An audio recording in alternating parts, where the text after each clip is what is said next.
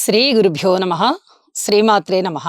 మా ప్రేక్షకులందరికీ ధన్యవాదాలు తెలియజేస్తూ 30 జూన్ 2024 నుంచి 6 జూలై 2024 వరకు గల కాలానికి రాశి ఫలితాలు తెలియచెప్పుకుందాము.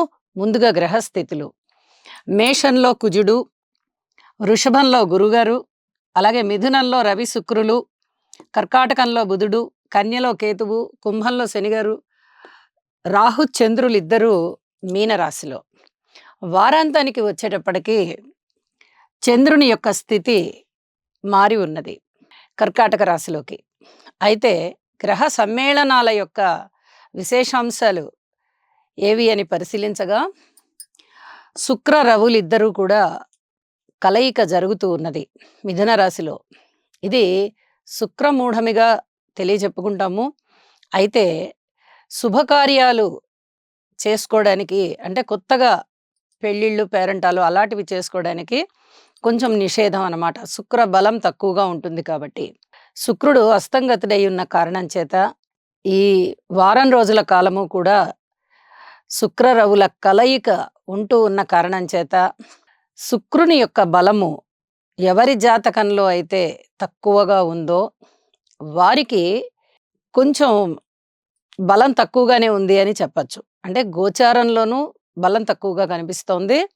కాబట్టి ఈ శుక్రగ్రహానికి సంబంధించినటువంటి స్తోత్ర పారాయణాలు చదువుకోవడం చాలా చాలా మంచిది. అమ్మవారి పూజ చాలా చాలా మంచిది. అలాగే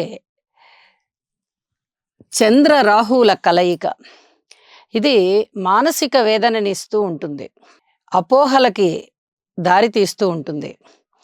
మానసికంగా నిలకడ లేకుండా అస్థిమితమైన ఆలోచనలు ఎక్కువగా ఉండడానికి అవకాశం ఉంటూ ఉంటుంది.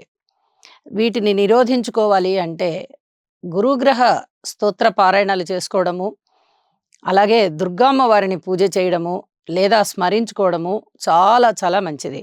ఇక వారాంతంలోనికి వెళ్ళేటప్పటికీ చంద్రబుధుల కలయిక జరుగుతుంది. వీరిద్దరికీ పడదు.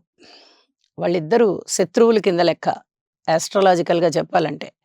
కానీ చంద్రుని యొక్క కుమారుడే బుధుడు మైథలాజికల్గా తీసుకుంటే.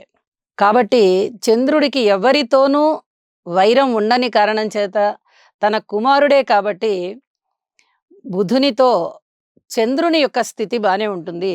అయితే బుధుడు మటుకు చంద్రునితో వైరం ఉంది అని అనుకుంటూ ఉంటాడు.